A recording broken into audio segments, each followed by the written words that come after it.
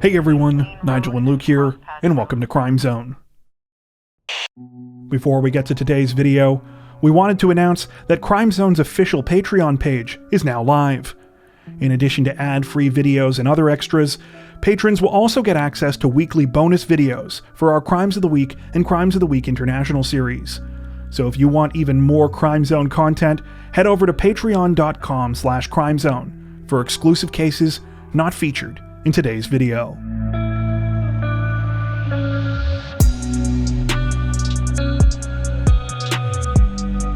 Authorities in Rockdale County, Georgia say that a young man is in custody this week after he allegedly stole a mortuary van from the parking lot of a crematorium and led police on a high-speed chase. According to reports, the incident began on the afternoon of August 24th when officers from the Conyers Police Department spotted 23-year-old Keon Griffin.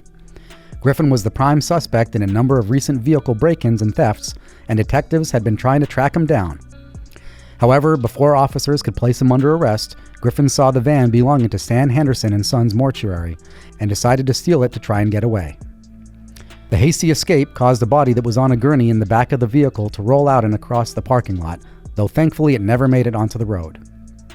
After Griffin made it out of the parking lot, he headed on to Interstate 20 West, where he was pursued by Conyers police, as well as officers from DeKalb County and the Georgia State Patrol.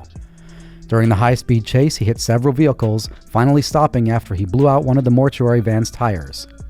After ditching the vehicle near Wesley Chapel, he took off on foot and disappeared into the woods.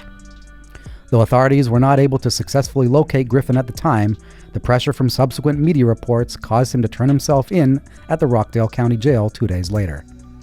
He is now facing numerous charges, including felony fleeing and attempting to elude a police officer, willful obstruction of law enforcement officers, and entering an automobile with intent to commit theft.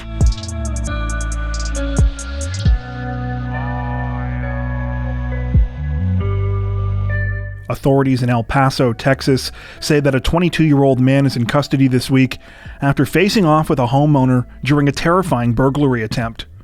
According to reports, the incident began just after 4 a.m. on August 25th, when a homeowner on the 2600 block of Fillmore Avenue awoke to the sounds of breaking glass. After arming himself with a machete, the homeowner carefully proceeded outside and found a man, later identified as Carlos Esteban Villa-Escuza, holding a metal rod and breaking his front windows. The homeowner allegedly told Villa-Escuza to leave, but he refused, leading to a violent confrontation, during which the homeowner managed to strike the intruder in the face with his machete. Police soon arrived on the scene, and Villa-Escuza was reportedly taken into custody after unsuccessfully trying to escape by jumping into the backyard of a neighbor. A subsequent investigation revealed that the 22-year-old had actually committed 2 additional similar crimes that night, trespassing into one residence and breaking the front window of another. Following his arrest, Villa-Escuza was hospitalized for his injuries and now faces charges of burglary of a habitation, evading arrest or detention, criminal mischief, and criminal trespass.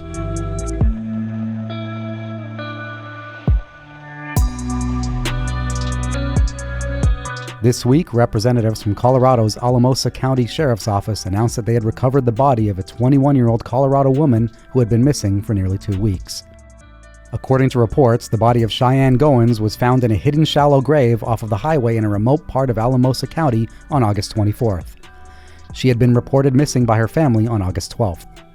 Though authorities have concluded that Cheyenne's death was a homicide, they have not released the cause, saying that it's a key component of their investigation. The announcement comes less than a week after police were involved in a fatal shootout with the person of interest in the case, a 33-year-old man named Lucas Antonio Salas Jr. Salas was one of several people who was last seen with Cheyenne and was wanted for questioning regarding her disappearance. However, when authorities went to speak with Salas on August 18th, he fled in his vehicle. The pursuit ended near the Thorn Creek Golf Course in Thornton, where Salas crashed his car and fired at police. He was killed during the exchange of gunfire. Though Salas's extreme response to police is certainly suspicious, authorities have not released any more information about his possible involvement in the case, and at the time of this recording, he has not officially been linked to Cheyenne's murder. No additional suspects or persons of interest have yet been named.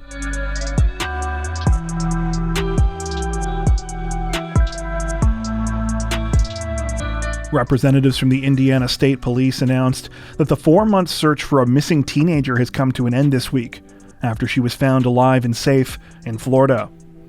According to reports, 14-year-old Aaliyah Ramirez was last seen on April 27th, when she was captured on a doorbell camera leaving her Syracuse home and heading to her bus stop. She never arrived there, and soon also failed to return home. Though some believed that Aaliyah was a runaway, her parents insisted that she had been abducted and was in danger. Authorities say that Aaliyah was located in Palm Beach County, Florida this week, where they have long known that she has family. They also announced the arrest of 2 women in connection with the case, 25-year-old Alyssa Sands and 47-year-old Elizabeth Sands. The women are said to be Aaliyah's aunt and grandmother and were taken into custody on out-of-state fugitive charges. At the current time, police have refused to release almost any further details about how they finally located the missing teenager.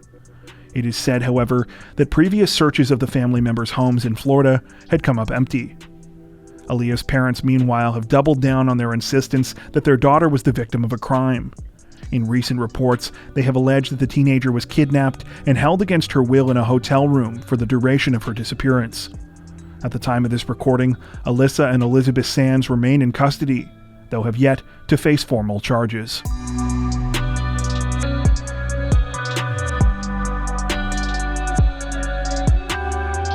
Authorities in Lake County, Illinois, say that they have successfully identified the body of a missing pregnant woman this week, nearly 2 weeks after her remains were discovered in Lake Michigan. According to reports, the tragic case began when a fisherman pulled a young woman's body from the water near the Waukegan Harbor on August 15th. The woman was found to be 6 to 7 months pregnant at the time of her death and appeared to have been in the lake for between 7 and 12 days. Thanks to reconstructive sketches created and circulated by police that showed what the young woman might have looked like while alive, they began to receive tips about her likely identity. Dental records soon confirmed her to be 19-year-old Yariana Wheeler. At the time of this recording, few additional details have been released about Yariana's case. However, police say that they are treating the investigation as a homicide. Though her body was found with what appeared to be stab wounds, no official cause of death has been announced.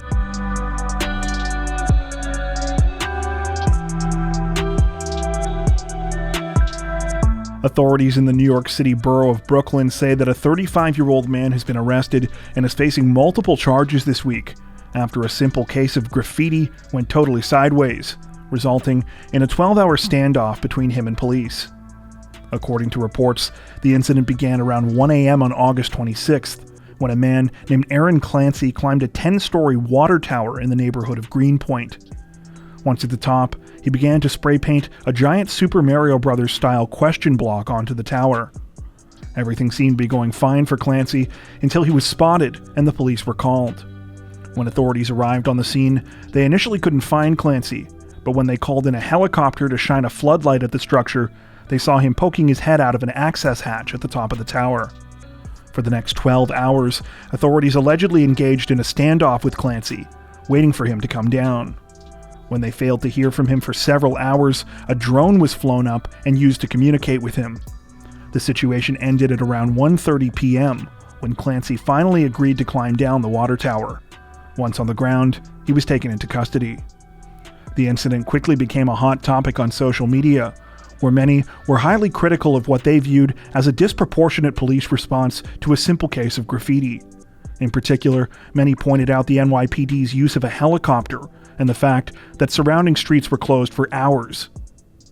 Clancy has since been charged with criminal mischief, making graffiti, resisting, obstructing governmental administration, possession of graffiti instruments, criminal trespass, and disorderly conduct. According to reports, he could face up to a year in jail if convicted on the charges, or more if authorities decide to upgrade the criminal mischief charge to a felony.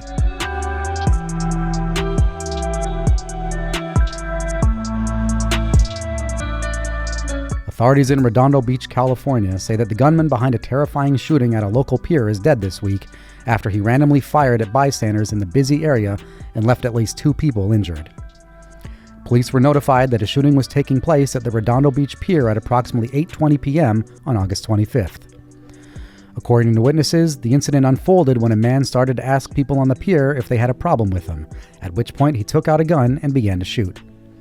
A man in his 70s and a teenage boy were reportedly shot in the lower torso, and another man narrowly avoided being hit. The chaotic attack sent people in the area running for cover as they desperately tried to escape the pier.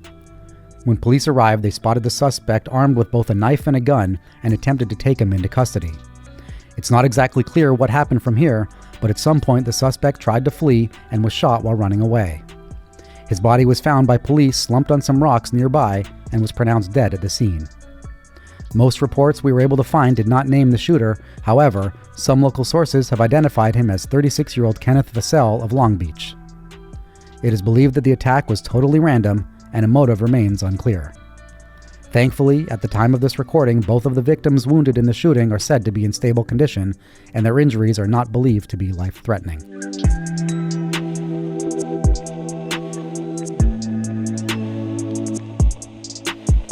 Authorities in Houston, Texas say that a 19-year-old woman has successfully been taken into custody, nearly 3 weeks after she was accused of pouring a flammable substance on a couple in their home and setting them on fire.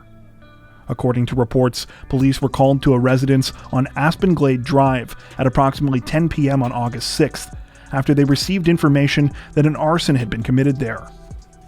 When they arrived, they found 33-year-old Devin Graham and 26-year-old Carissa Lindros, both of whom had suffered severe burns.